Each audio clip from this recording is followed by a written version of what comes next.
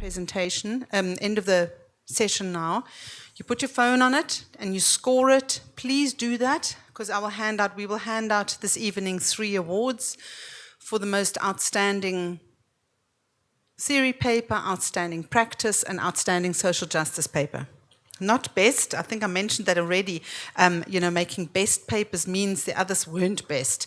And of course, there's always an array of fantastic papers, and so we want to just award one of the outstanding ones. So just to make that clear. Good, so the afternoon, we're starting now, 2 minutes late. I'm starting with, we have Sven Engel, who is from the Deutsche Studentenwerk in Germany. He's not with us. He's had an illness in the family and needed to turn around literally at the airport where he was. And instead, we have a more esteemed, by now retired senior director, executive director of the Deutsche Studentenwerk, Achim Meyer of der Heide, who also is our past president. So Achim will give us the first paper. Then we have Christine Balada, who's here. Can I see Christine? That's lovely. And Nobi Salonga. There we are. Nice that you're here. And myself and Lisa and Brett are here for the last paper. Achim, do you want to come share your paper? You have 16 minutes. Yeah, 16. 17. I'm generous today.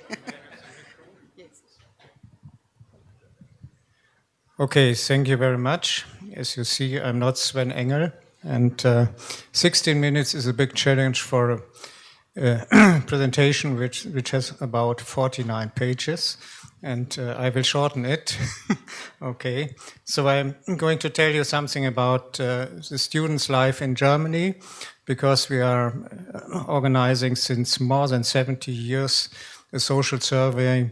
And since the first one has been 1951 and the last one in 2021, the issues have been presented in 2022, and I'm going to start. I think many of you have seen presentations of the German system of student services, so I will avoid it to bore you.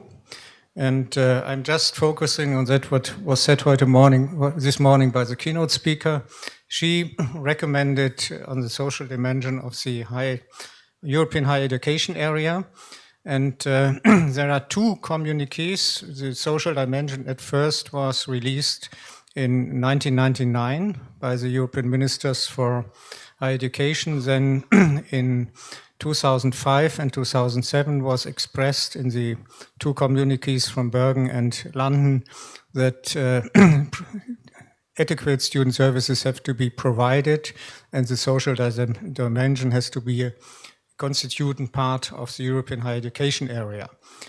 So the next part is student services in Germany. I just said this has been shown so often, so I'm not going to repeat it again.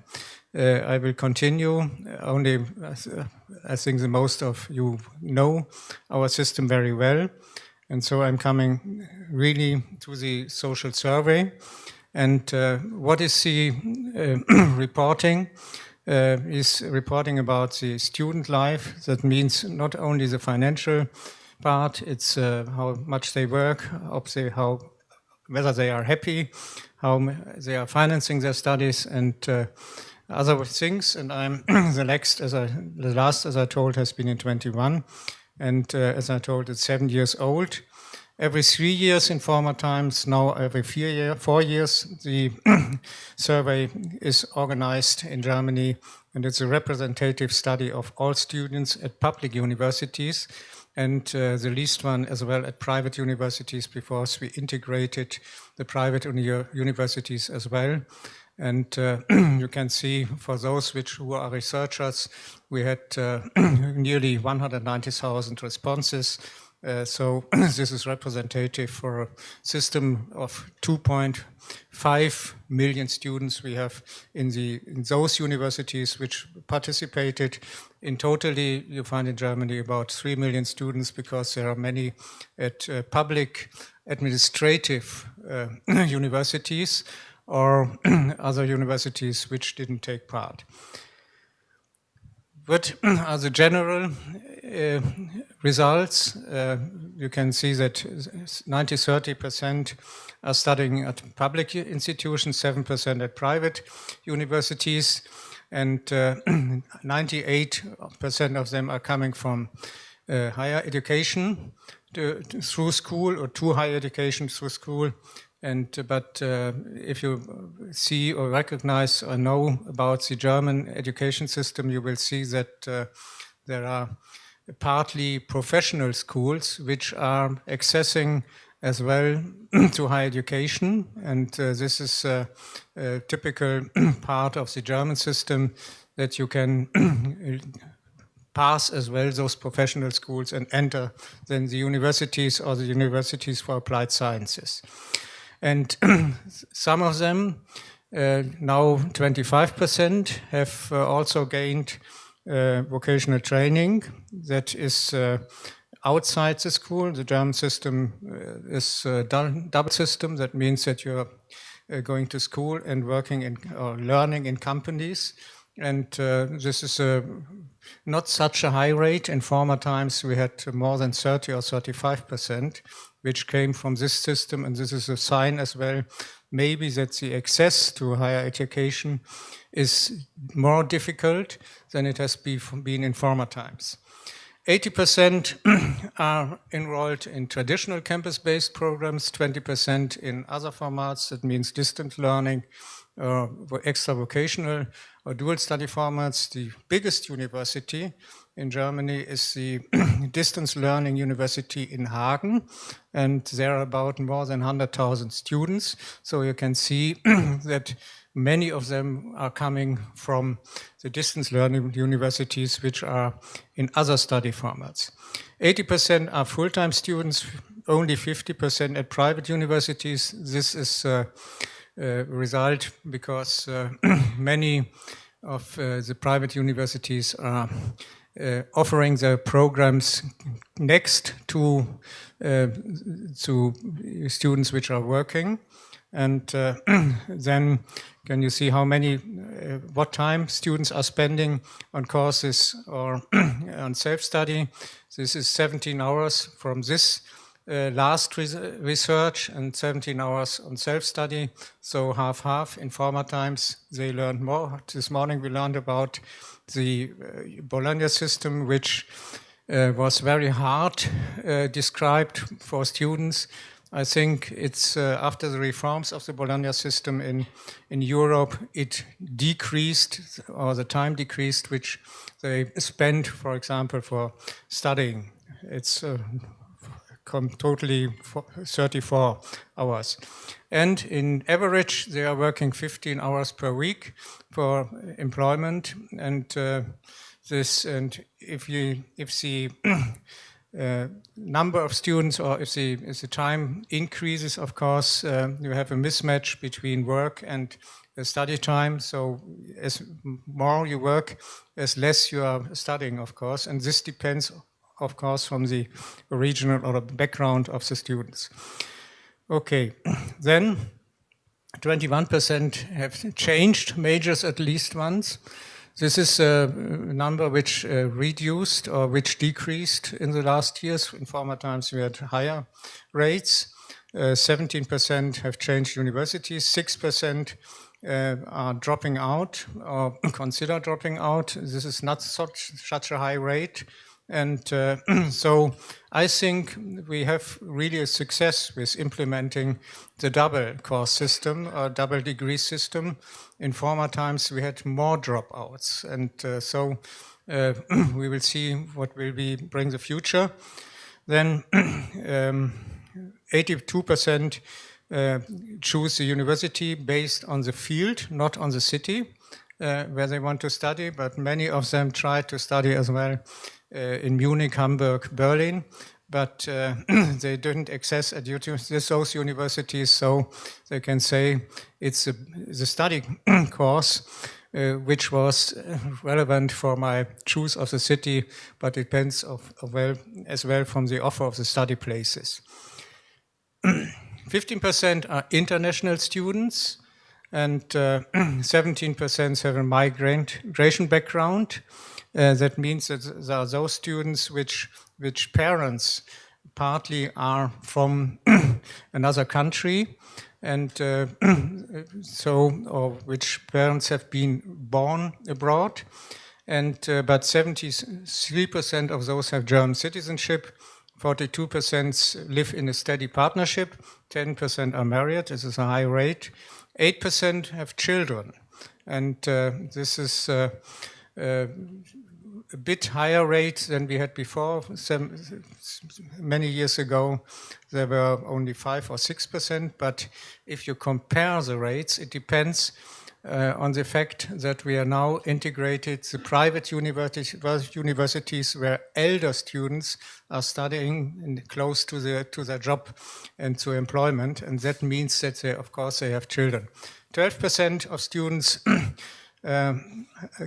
assume caregiving responsibilities, and if you look about the social background, you can see that 56% are coming from academic background. This is a really high rate as well, and 68% at least have one parent with a secondary degree.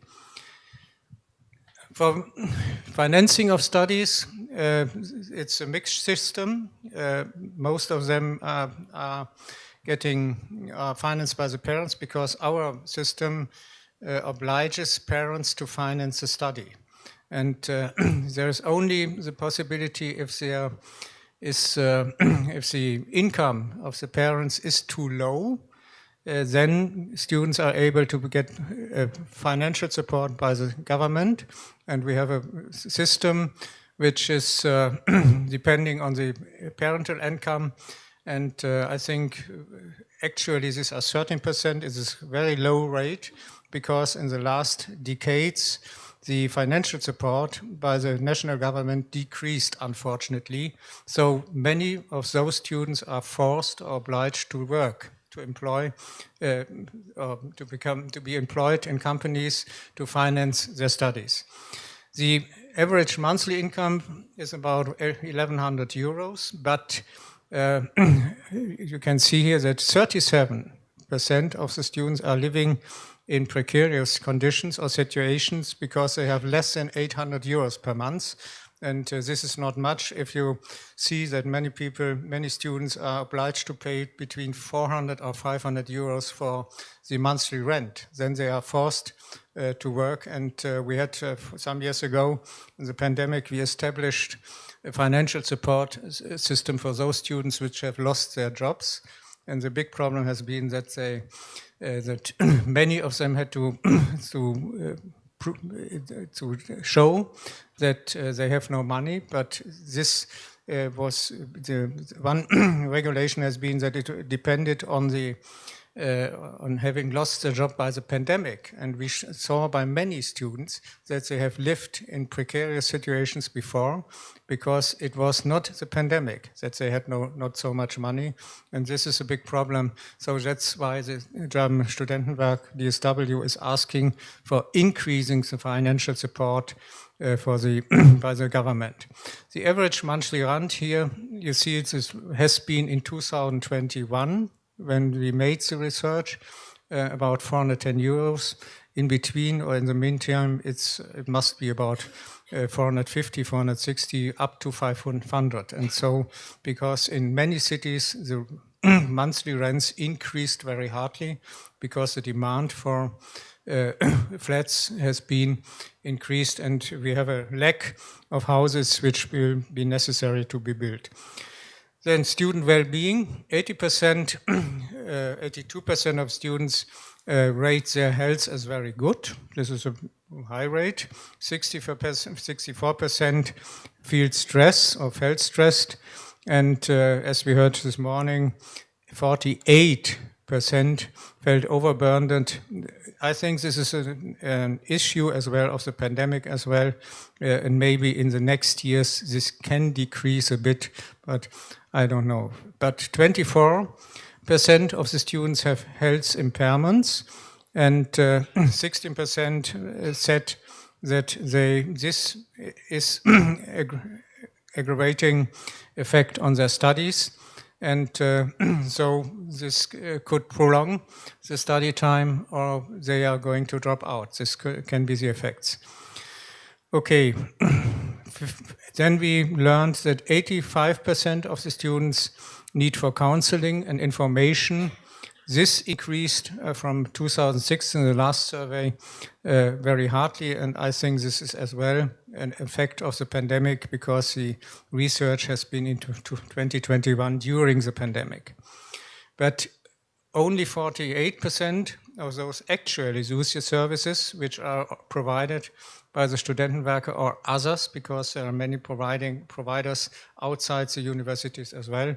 So this is there's a lack, and I think many of them fear to get discriminated if they are pronouncing their need of counseling services. And I think this will be the same experience you have in other countries as well. Okay, the outgoing mobility depends on the parental origin, I would say, and this didn't change since many decades. You can see 12% of the bachelor's students in higher semesters have spent time abroad. This is a low number.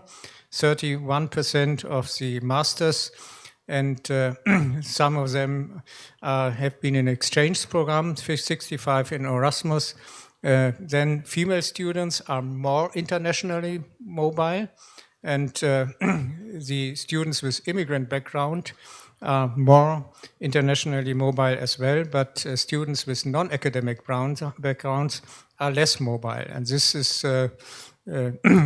this we recognize since many decades, that although we have specific programs for those which are going abroad, especially if you are financed by the National Financial Support System, BAföG, you are able to go abroad and you will be financed totally. Yes, and this is an interesting aspect. I think they want to study very fast, and they fear that the study abroad reduces or prolongs their time of studying, and reducing the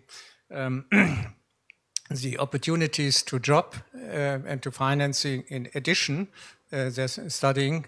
And this is a fact we see since many years. Then students with children, of course, are less mobile, because they had to pick up their children as well in foreign countries. I think it could be a bit difficult, because we have in Germany, we have a system of childcare facilities which is very bright, and if you have the right to bring your child into a kindergarten or childcare facility, and I don't know whether this is provided in other countries as well. Okay, the finance is a mixture. I said financing of studying students is a mixture. 70% are financed by the parents, by own employment, 51%, but not the scholarships, 47%, and 23% BAföG. But this is, I think, if you compare it with the other figures I showed, this depends, because this is a specific population of students which they are talking about here. And the most common barriers for students are, of course, financing, housing, and orientation. These are the issues of this social survey we made in 2021. So I hope I needed a bit longer than 60 minutes, but I'm ready. And if you have more questions, of course, you can ask my former colleague. As Birgit said, as Secretary General, I'm retired since more than 2 years. And it was a pleasure to present this presentation, because I made it since 20 years. And I didn't know the newest issues as well. I have to admit, I learned them today. Okay, and so ask him, and you can get information by him. Thank you very much. Thank you, Achim. Thanks very much. Let's see if there's questions. I have a question. We have a few minutes. I have a question, Achim. You made some statements about students working You spoke about, let me just quickly, I don't quite remember what percentage, it was a very, very high percentage of students working while they study. I don't know if you want to say something about, they're 15 hours a week they study, and that's the average, 15 hours is 2 days a week, which is a lot. And there's two issues that we want to know: how many students do that? And secondly, how does the context enable that kind of work? As I admitted that I don't know really the actual figures, but the number of students which are working must be between 60 and 66 or 67%. And so you can see 2/3 of the students have a job next to their studying, and some of them work more than 15 hours a week, and this depends from their financial and familiar situation. And we made the experience that many students which have children, for example, there is a traditional distribution of their roles. That means that the male students are jobbing and female students are responsible for the children, for example, to finance the family.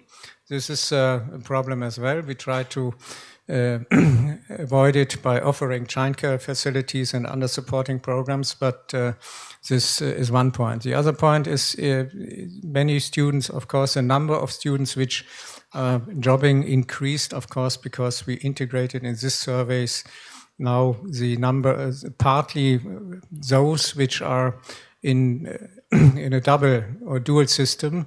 That means they have a studying subject or private university, and on the other hand, they are working as well. And so the number increased a bit. But since a long time, the number of students which are forced to job or to work is increasing because the financial support system decreased. Yeah, I wanted to say something about the context, because I also know that in Germany your taxing allows for a low income and then you don't get taxed on it. And the environment is such that you can be employed for a day or two a week over a period. In some countries, that is really difficult. So that the tax makes it hard, the employment regulations makes it hard for this kind of employment. And in some countries, the unemployment is so high that students simply can't find work, because, so I'm just loving how that context enables the work for students. And yes, please. Oh, great. First of all, thank you for the presentation. Congratulations. My question is about the data you presented about student well-being. I noticed that there was, I think if I'm not mistaken, 64% of students claiming that their mental health is poor. So that data appears to be consistent even in Asia. My question is this: has your team or this research identified a source or a trigger that, at least from Europe, from Germany, or what triggers this?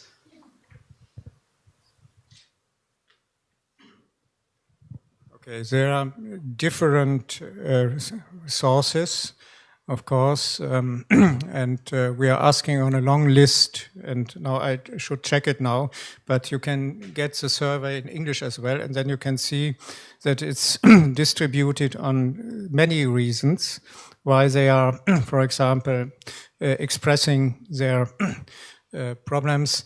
And this is, for example, health problems, these are psychological problems, social problems, and so on. And this is, and you can see the concrete figures in this list. So I would demand you to go to the website and look for the social survey if you are interested, and you can see. Thanks very much. Achim, thank you very much. Let's give a round of applause. Thank you very much. And we have our second speaker. It is Christine Balada. And let me see, make sure that your presentation is up. And there it is. Thank you very much. It's 20 minutes for you as well. That's great. Oh, yes, of course, you need it. Sorry.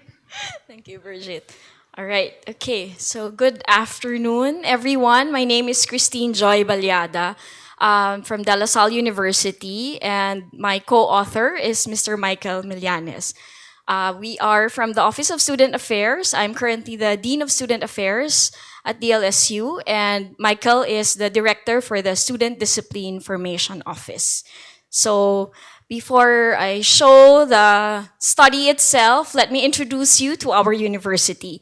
De La Salle University is a private, Catholic, higher education institution established in 1911 by the Brothers of the Christian Schools. It was founded by Saint John Baptist de La Salle, a French priest.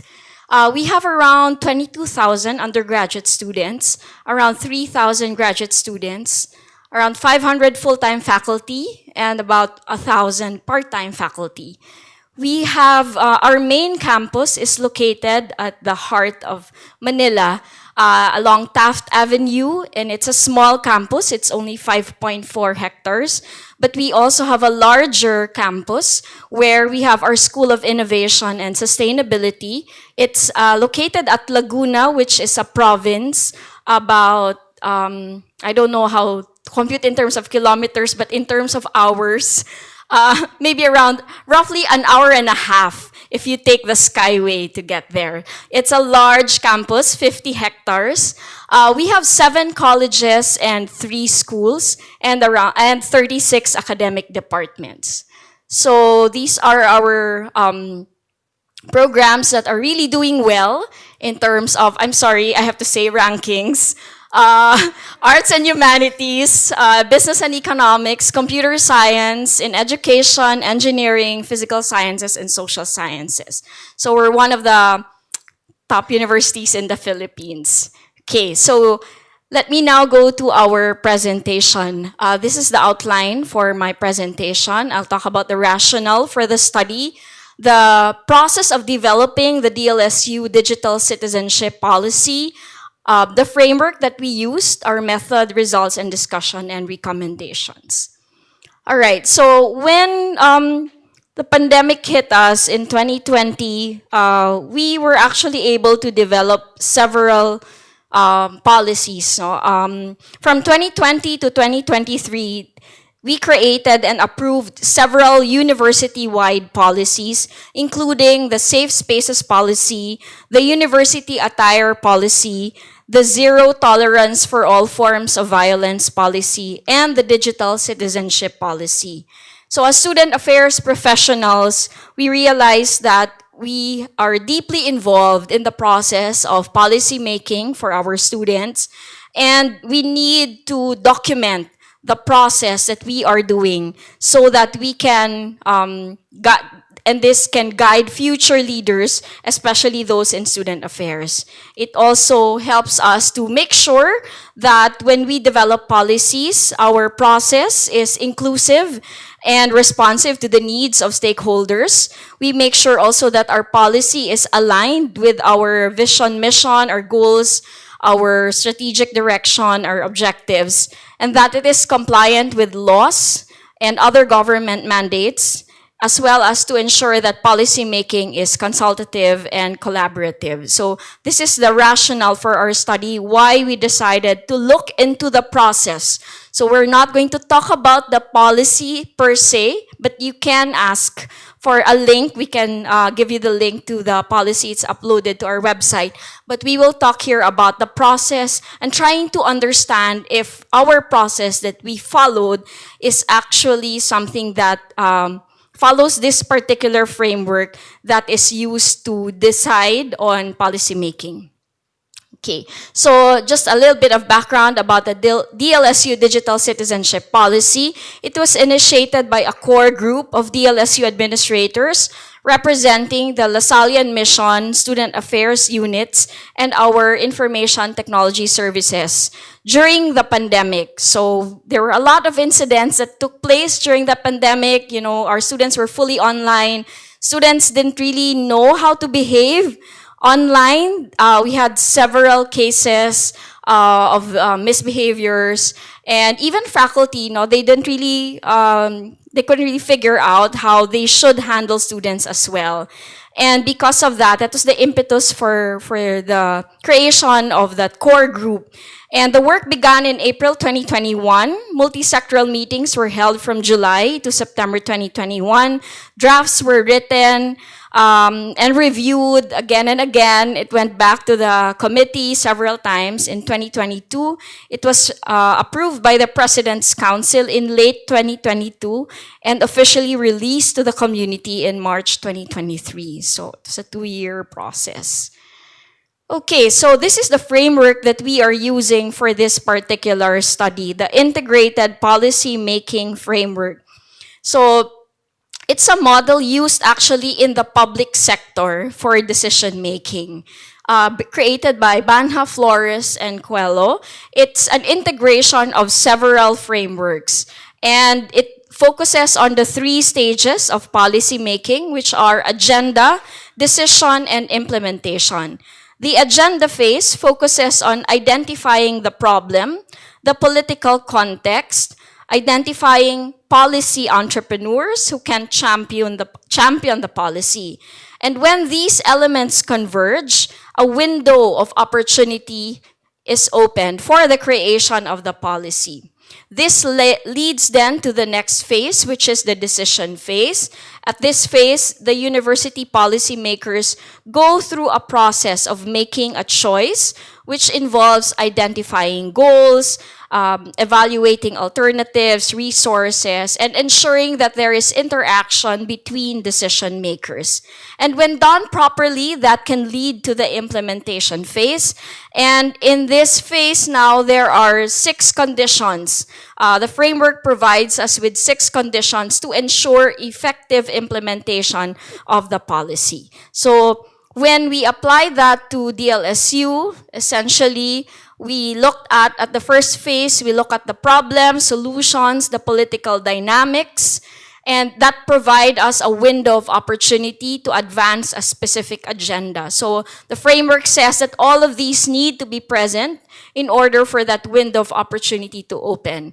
And then decision making here is a process where political actors will come together and compare different alternatives and choose sometimes what is politically more viable than what is technically more desirable. So I think this echoes what we talked about earlier, that regarding context, how important context is in our universities and even in our policy making. And finally, the implementation phase, there has to be we need to follow certain conditions in order for the policy to be effectively implemented, because this policy, after all, is something that interferes with the status quo.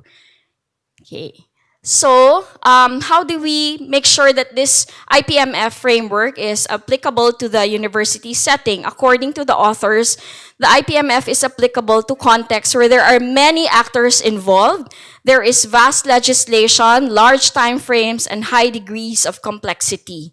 And the university is indeed a complex setting with diverse actors: students, teachers, faculty, staff, administrators, parents, alumni, and even other stakeholders. Private universities also in the Philippines are subject to existing laws, as well as policies and regulations imposed by relevant government agencies. For example, universities in the Philippines will have to adhere to the policies or the mandates given by the Commission on Higher Education. And then we also note that the policies in large universities need to be sustainable and should transcend time and changes in administration. In De La Salle University, we usually have a 1 year plus 2 years plus 3 years term of office. So in 3 years' time, sometimes we have a change of leadership, or at best 6 years. And then we also note that the university is very complex and dynamic environment. Our students change, the demographics of our student body changes. And so all of these now allow us to realize now that the IPMF framework is actually very much applicable, and we can use it for the university setting, although it was developed for the public sector. So the purpose of our study is to examine the process of developing the digital citizenship policy of DLSU using Banha et al.'s integrated policy-making process framework. Essentially, we wanted to compare whether all of the elements of the framework were addressed or aligned with the process that we followed. So we use document review, looking at the minutes of meetings, presentation slides, etc., all the documents, the drafts of the policy. We also held stakeholder interviews from members of the core group. And we use deductive content analysis using IPMF as a guiding theory. So we use the different categories already found in the framework to analyze the data. So here are the results.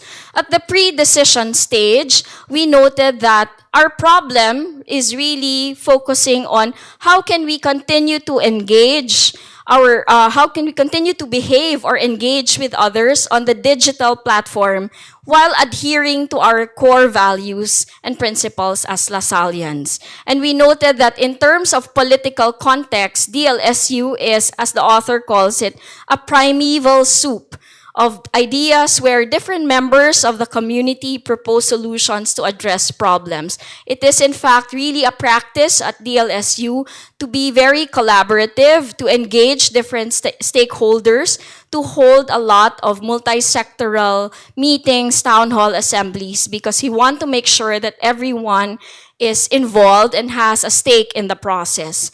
Also, we noted in terms of the political context that we need to comply with different laws. And let me enumerate a few of these laws. Okay, sorry. Let me just go to my notes here. Okay, sorry. 3 minutes.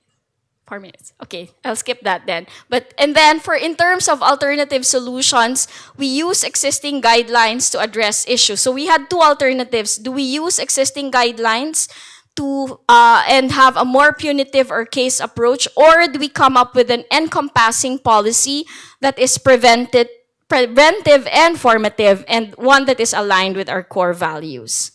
So at the decision stage, we looked at each of these components, goals, alternatives, and resources. And we saw that we have a very clear purpose in terms of our policy. We identified two alternatives, and then we looked at the different resources. Our resources come from other policies from other schools, experts from different sectors.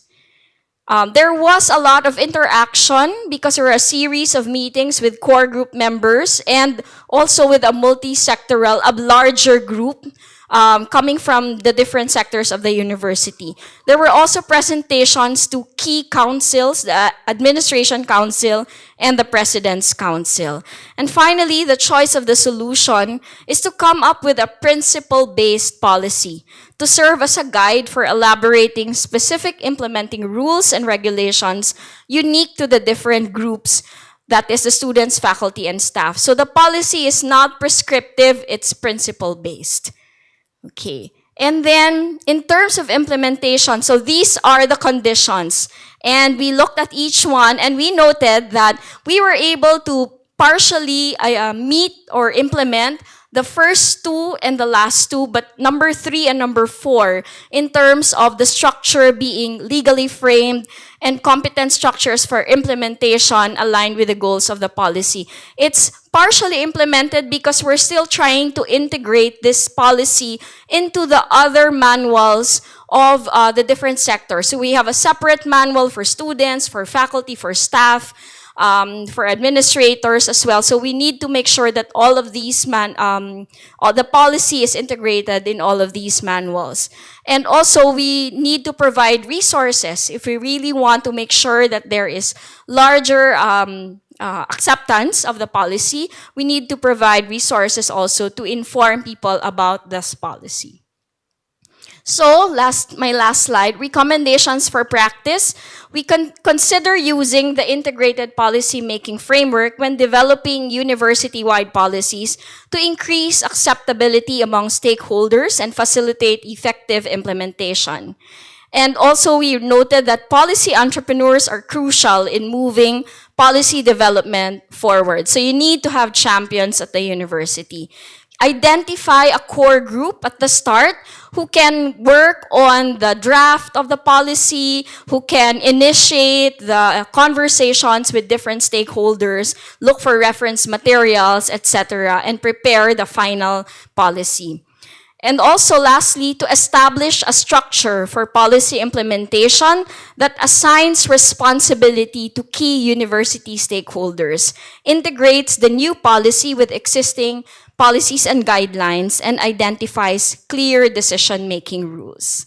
So that's my last slide. Maraming salamat. Thank you very much. Kamsahamnida.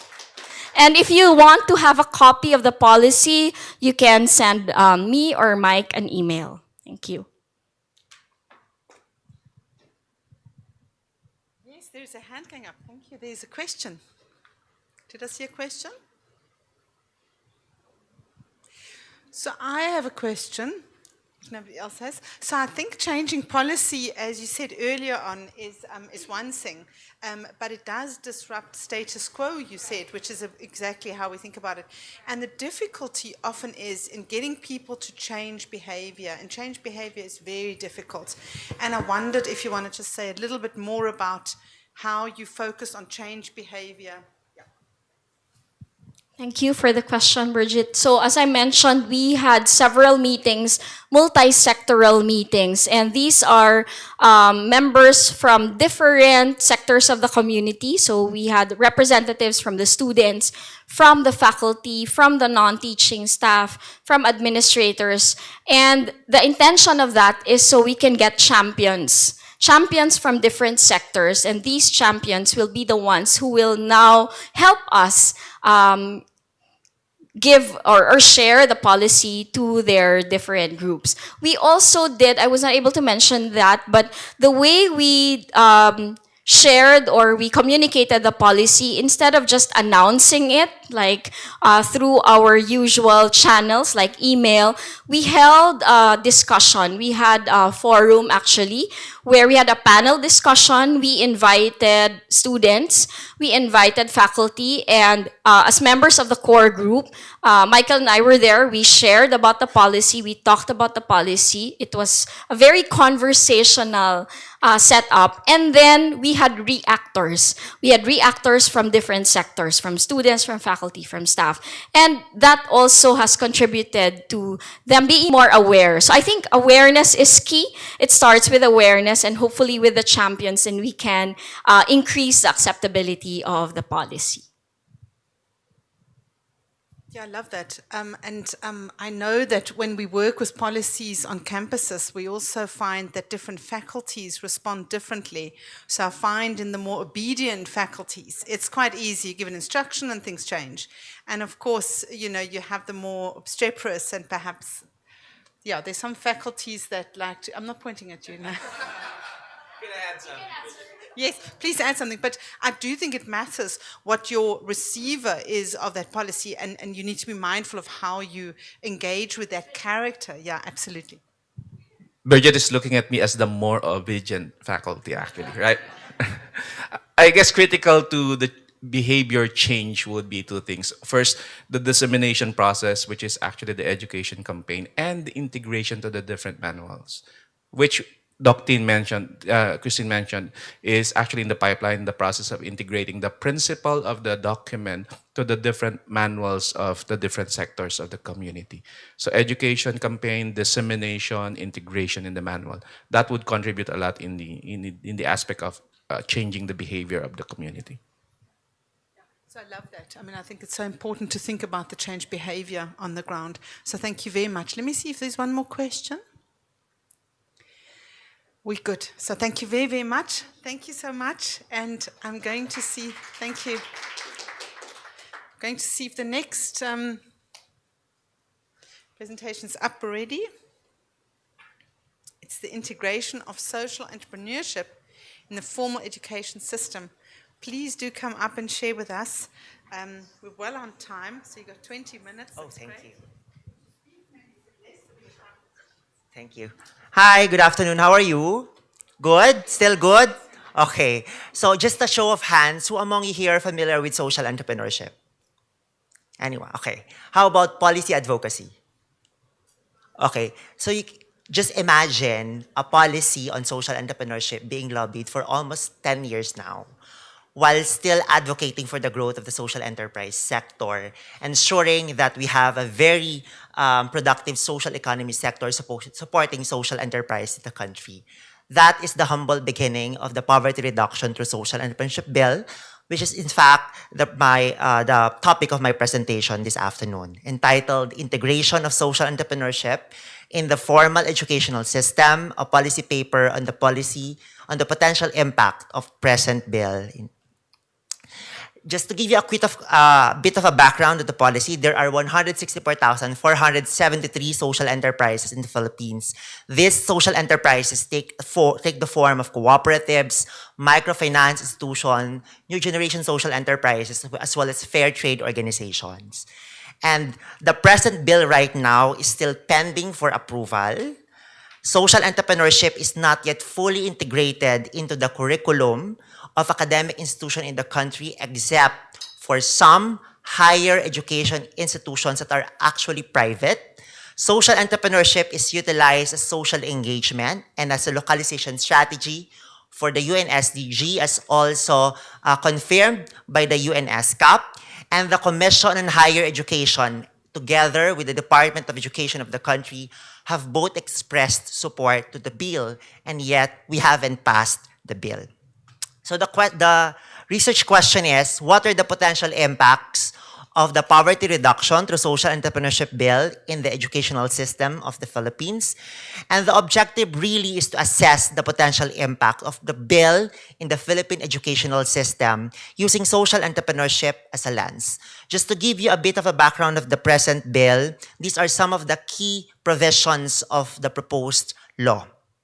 In Section 14, there was a mention on the creation of a National Center for Social Entrepreneurship Development under a council called Social Enterprise Development Council, comprised of national government agencies, including the Commission on Higher Education and the Department of Education. So this center is supposed to work with several academic institutions together with other national government agencies in order to support programs that will improve the growth of the sector in the country. In Section 17, there was a provision related to capacity building and sustainability program, which is consistent to the role of higher education institution, particularly on the program side, on the program development side, which includes training in social entrepreneurship development, institutional strengthening of human resource, as well as business planning and advisory services. In Section 18 of the bill, there was also a proposal to develop, enhance the research capability as well as the development system, highlighting the role of HEI in the research and in the field of research and development.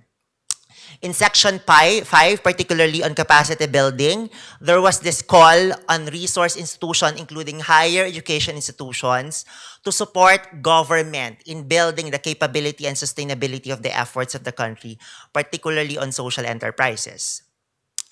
So, looking at those provisions of the bill, we've been using SEMPs, or the social enterprise with marginalized sector as primary stakeholders, as our lens in ensuring that what we propose as a sector, particularly through present bill, in fact supports the marginalized, the poorest of the poor, who are actually the key stakeholders of the social enterprises in the country.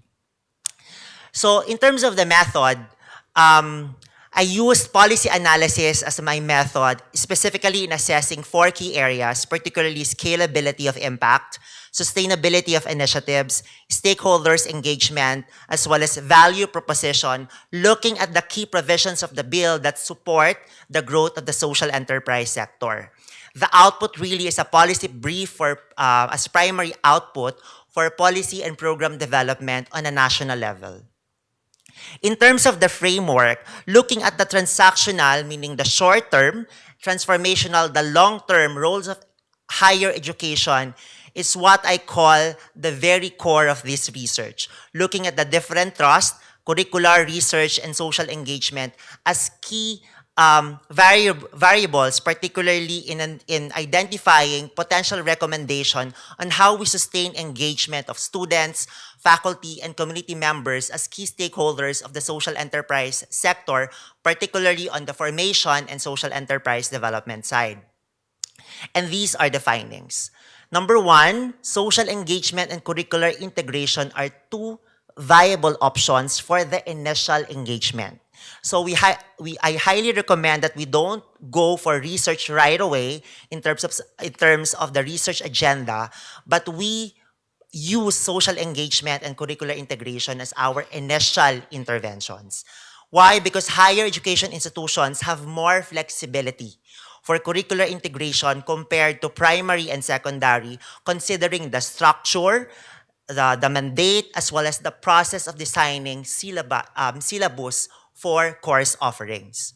Third one is private institutions integrate social entrepreneurship programs faster compared to public educational institutions, considering the structural and program development cycle. In the Philippines, there are over 1,000 higher education institutions and there are only 3 centers for SE from the higher education sector that actually implements social enterprise development programs. The fourth one is social engagement serves as a formation strategy in social enterprise development, which emphasize on the need for alignment with curricular courses. So formation is the initial input, and curricular integration will help you to do a full cycle integration, ensuring that there is enough foundation in terms of the skills, capacities, as well as the knowledge for students to in fact use social entrepreneurship as a tool in developing their own programs or their own social enterprises even beyond graduation. The next one is about research as a good source of inputs for policy and programs development. As educational institutions, we need to make sure that our inputs on policy as well as program development is in fact heard by the policymakers so that we keep them informed about the development trends there are, particularly in the sector of social entrepreneurship. Academia and industry partnership will be more viable through social enterprise programs, looking at the framework of strategic corporate social responsibility, which is the new model of CSR nowadays, allowing corporate organizations to align their CSR based on the core competency and core business of the companies. The next one is localization of SDG in the academe will be sustained through social entrepreneurship, ensuring that the other programs of academic institutions are fully integrated using social entrepreneurship as a lens, localizing the United Nations SDG. Just to give you an example of how we do it in De La Salle University, we have what we call the Lasallian Social Enterprise for Economic Development Center, which is the unit that is primarily in charge of everything about social innovation and social entrepreneurship. Currently, we implement a total of 12 major programs and 35 initiatives, local and international, in these areas. So we started with 2 SDGs, with goal number 8, which highlights citizen employment, and goal number 17, which advocates for the partnership on the localization of SDG. But in 2018, after we did a multi-sectoral consultation and organizing process, we transitioned to a full-blown localization to all 17 SDGs, allowing our students to work with communities in building social enterprises, contributing directly to community development and the localization process of SDG. That enabled us to transition from simply doing social engagement to transitioning to a full cycle of integration, particularly in research, community engagement, as well as curricular programs, or even internationalization. And now, we recently launched our incubation acceleration, allowing us to do full cycle from formation to acceleration, the first in the country to have integrated social entrepreneurship across levels of engagement.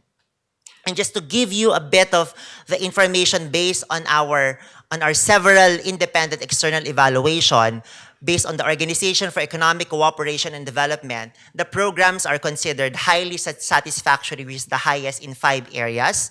95% of social enterprises are in fact qualified now for incubation and acceleration based on the indicators set used by the sector. Completion, retention, and pilot success rates of 3 major programs 100%. Income generating of 2 major programs now 85%.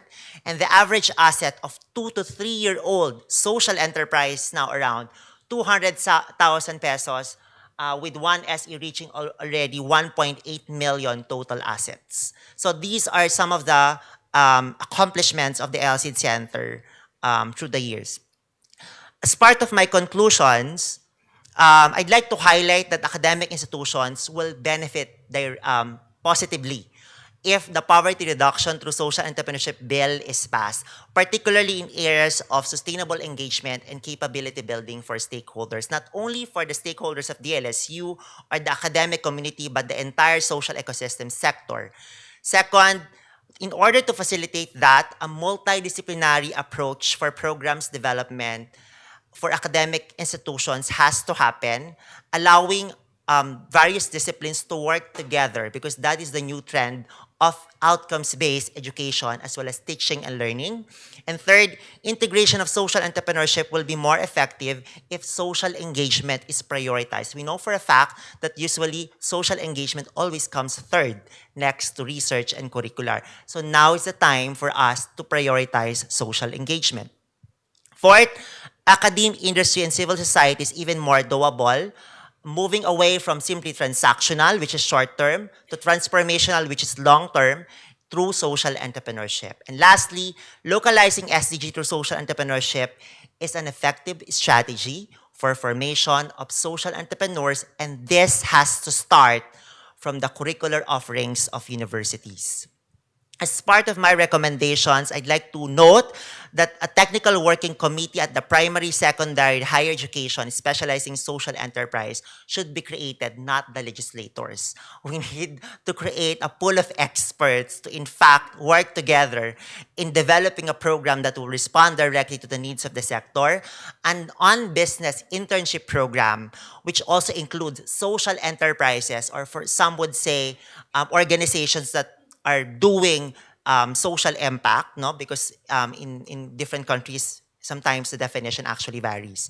And development of fellowship program in social entrepreneurship across levels, alignment of targets with micro, small, and medium enterprises, because SEs in the Philippines are considered part of the micro, small, and medium enterprises, similar to other Southeast Asian nations. So I think we have to be very mindful of that.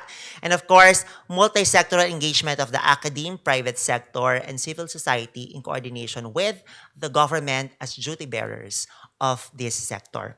With that, I'd like to again leave a quote that the role of academia is not limited to just teaching minds. We're here to ensure that we form a generation that understands the value of education in real life. With that, good afternoon and thank you. Thank you. And there was no time chasing I needed to do. Thank you. And yet at some time, I thought you'd start dancing with the music next door. It was so overpowering. Yeah. Yeah. Thank you so much. Let me see if you have any questions.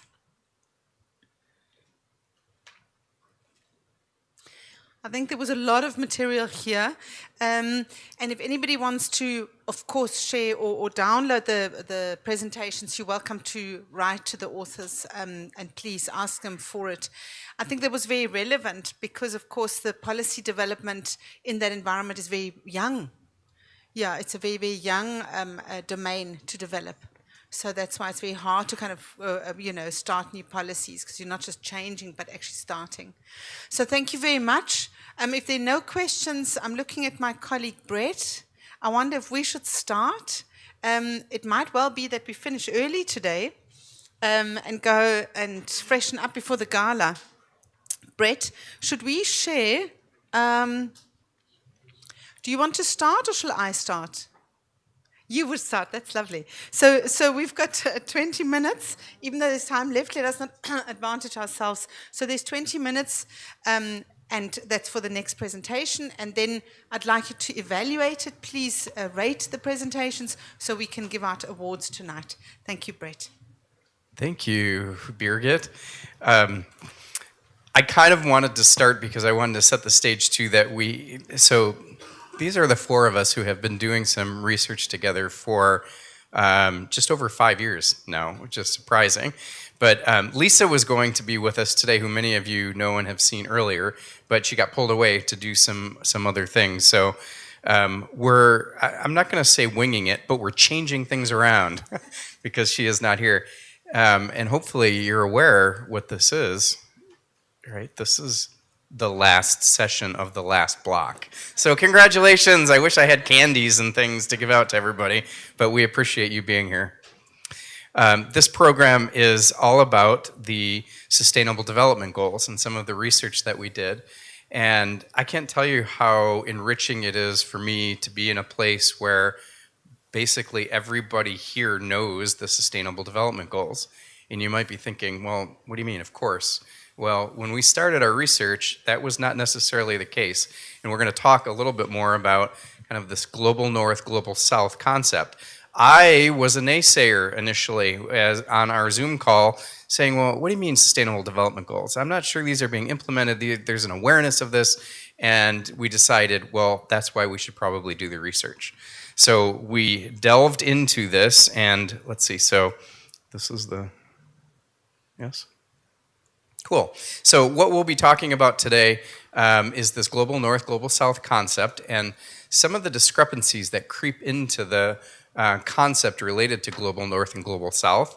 We'll talk about the sustainable, actually, we probably don't need to talk about why they matter because we've seen a keynote presentation on that. It was really great to see SDGs have been embedded in other presentations and other ones that I was a part of earlier, I consumed earlier today, the SDGs were mentioned. So it is something that is relatively ubiquitous.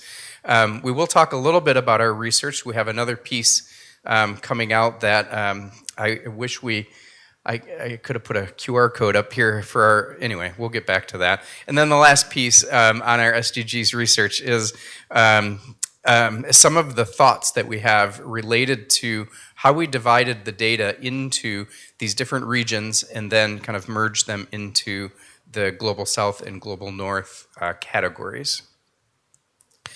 So why do they matter? You know, I mentioned this. Is it too elementary if I ask you, you know, why do the Sustainable Development Goals matter in your context? Is it okay to ask? Anyone have a thought? Why is it important in your context? We're all in different contexts. Is there something about your context that you particularly like or makes a difference for you around the SDGs? Any takers? Okay.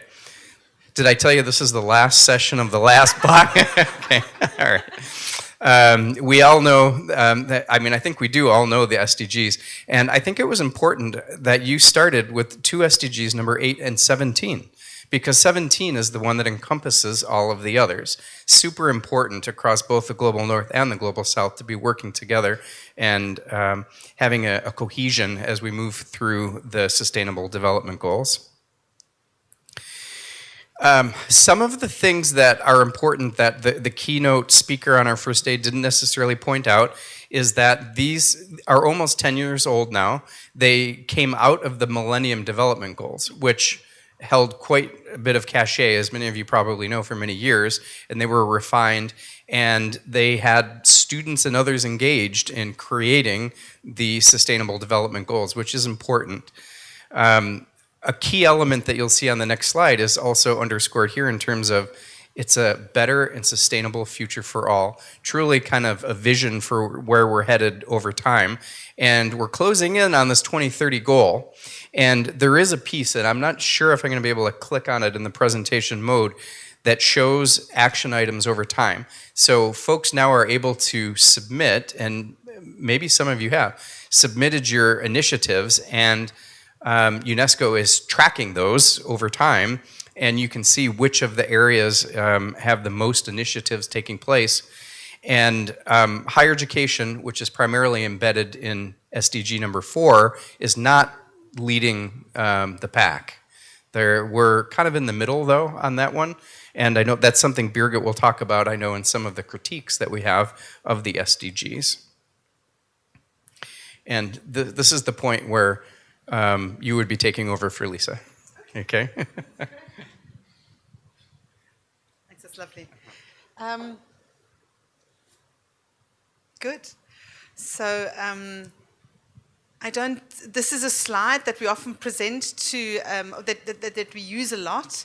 And yet I don't need to, this is speaking to the converted really. The United Nations Sustainable Development Goals offer a global framework for social justice and a better life for all.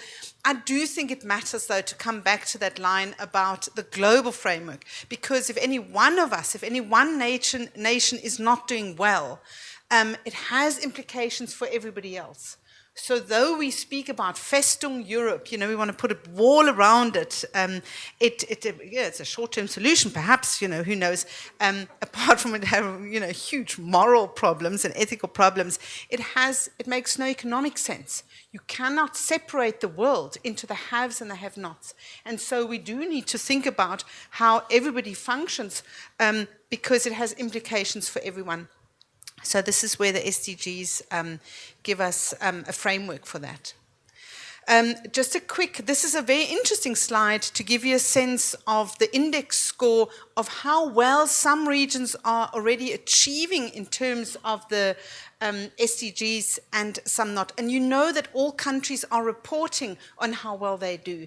There is an index score, your university may well report on it, but your country is certainly measured in terms of how well it does. And you can see there's no real surprise here that some regions, and particularly in the Global South, and here I'm pointing out Africa in particular, is really struggling around the SDGs in terms of access to running water, access to clean water, access to infant care, access to health care, in terms of gender justice, and equality, we've got huge problems here. Social and cultural norms are problematic in that region around gender justice. So there is a whole load of areas that you can see here. It's spread unevenly, of course, across the globe. Some critiques, and we always want to put that in because there is a risk of saying that the SDGs are these, the sort of, the nirvana of tomorrow, exactly, and it's not, and it has huge problems in itself, and I think that that's where Agenda 2030 will look towards updating it and improving the wording and the content of some of the goals. The first one you see here is the SDG 4, which is the higher education, and that goal speaks about equal access to the existing sector, and it's not sufficient. It doesn't go far enough. It doesn't speak to investing much more, and we need way more investment in higher education, not in the Global South, perhaps, North perhaps, certainly in the Global South, we need way more investment in higher education, and so the SDG 4 is not going far enough, it's not bold enough to demand of the countries to invest more. The second point here speaks to the idea that higher education, or certainly education altogether, is of course the vehicle with which we achieve the SDGs. So we need engineers, we need doctors, we need teachers, we need people to help us achieve the SDGs, and education is the avenue to that. And again, education is kind of not permeating the SDGs enough the way we would like to see it. The next one, of course, is SDG 8. It speaks about growth. It speaks about economic growth. And, of course, economic growth, we know, goes with a very bad environmental footprint. And so there are some critiques and very sensible voices that speak about redistribution of wealth rather than growth. And, yeah, so I'm just mentioning that. Then the SDG 9 speaks about these risks about the environment in the SDG 9 rather than doing it digitally. And again, 10 and 12, so I'm going to just mention them. So the idea here really is that we recognize the document isn't perfect and has its own limitations, and one needs to work towards a review. And certainly the final point here is that more ambitious SDGs are needed. Shall I go through the research, or you want to do that? Yeah, that's good. No, that's happy. I'm sure it's good for them to see a change. Oh, that's good. Thank you. One of the things that strikes me about the map is the kind of stark visual that it provides for us. And the first research study that the four of us did together was on COVID-19.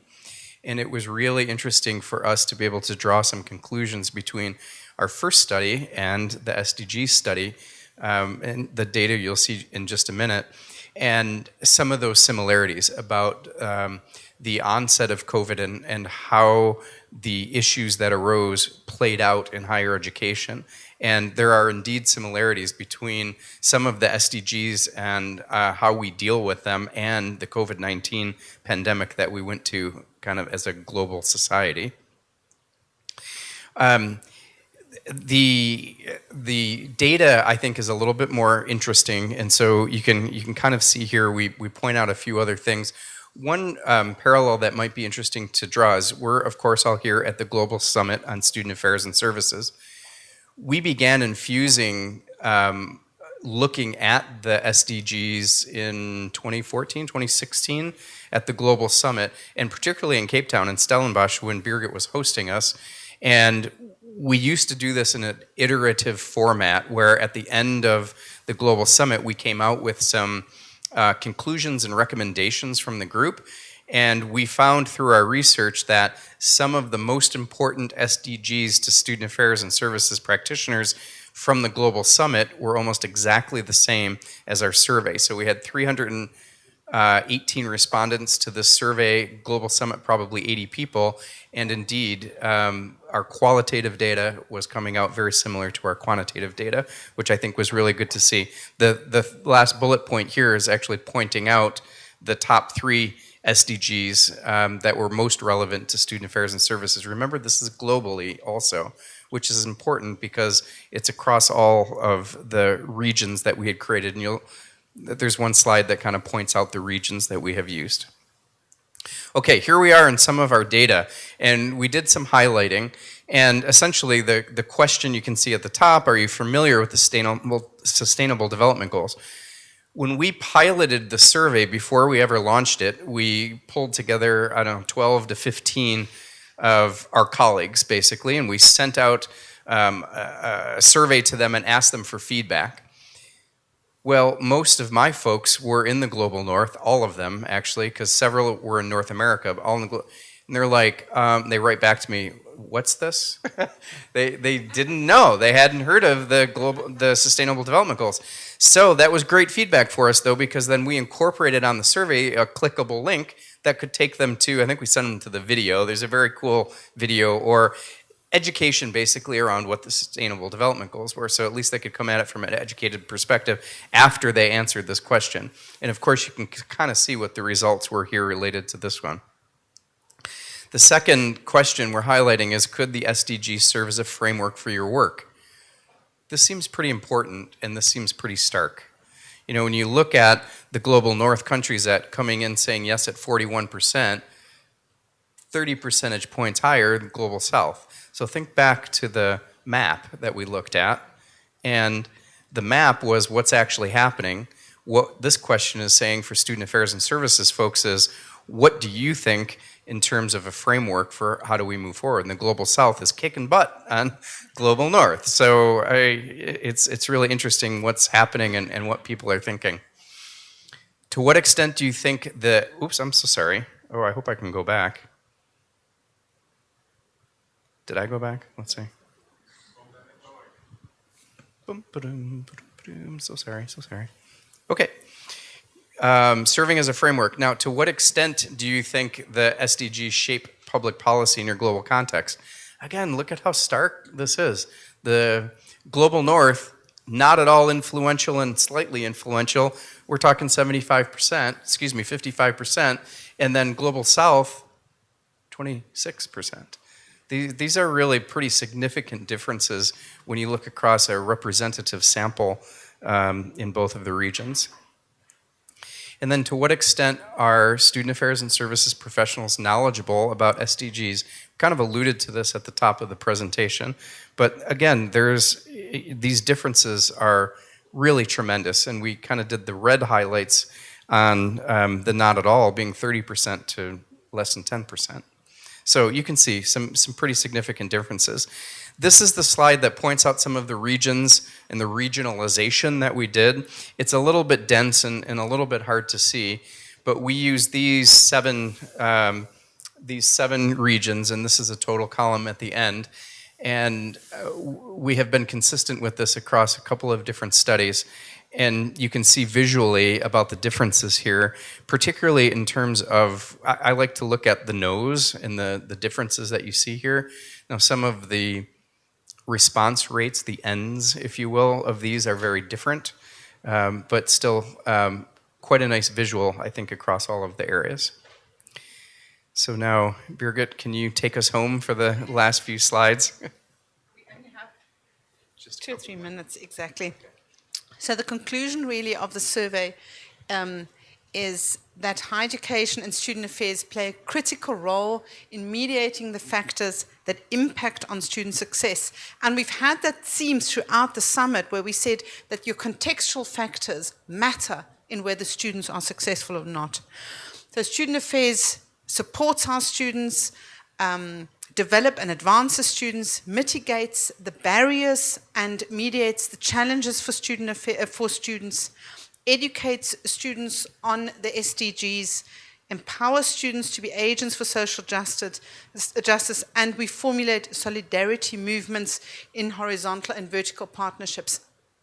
And again, this sort of applies differently to different contexts. I know that would land very differently in environments like Germany and France, where the role of student affairs is different to how it might be in more private institutions or perhaps in America, in North America certainly, where we do need to think about the role of student affairs in educating students around SDGs. And just quickly, how the SDGs focus and feature in student affairs itself. It can feature in a number of ways, and it can feature in terms of that the SDGs can be the focus of programming with students, be that in workshops that you might do, in training that you do, in any of the programming, orientation programs, or in student life programs. It can be the focus of the content. The second one is that the SDGs, the focus here is that we align how we do our work and how we work, that is aligned to the SDGs. So we practice SDGs in when we work with students. And then the third one is that we develop students to become agents of social justice. So that's really in terms of how you can include the SDGs in your work. So it can be a focus, is that you model it to them, and then of course is that you equip your students to become agents of social justice. I hate the term social justice warrior. It's so overused, and it's, I think, woke, and woke's really got a bad name in North America where you come from, Brett. Huh? The rest of the world don't think so badly about that word, but anyway. But it really has to do with making sure that our students understand their role in promoting systems outside of university that then promote social justice. I think our time is up, Brett. We've got 2 minutes left for a question or so. So thank you very much. I want to see if there are any questions. Is everybody ready to go home and put on some... It's our last session, I know. Are you happy or hoping to go home to put something chic on? I think that was on the... Achim's going to give us a chic outfit tonight. I think that word was on the invitation, on the description, so we meant to dress up. I want to see you in a chic dress, Achim. That would be lovely.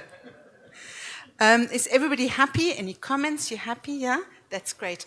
So I wish you all a lovely next hour before I see you again at 6 o'clock at the gala event, which is just around the corner. Please do evaluate the session so we can select from it an outstanding paper. I'm looking at the people at the back who are about to give us the QR codes. So thank you very much. They will come up in a minute. Thank you all very much, and I wish you a lovely hour until I see you again.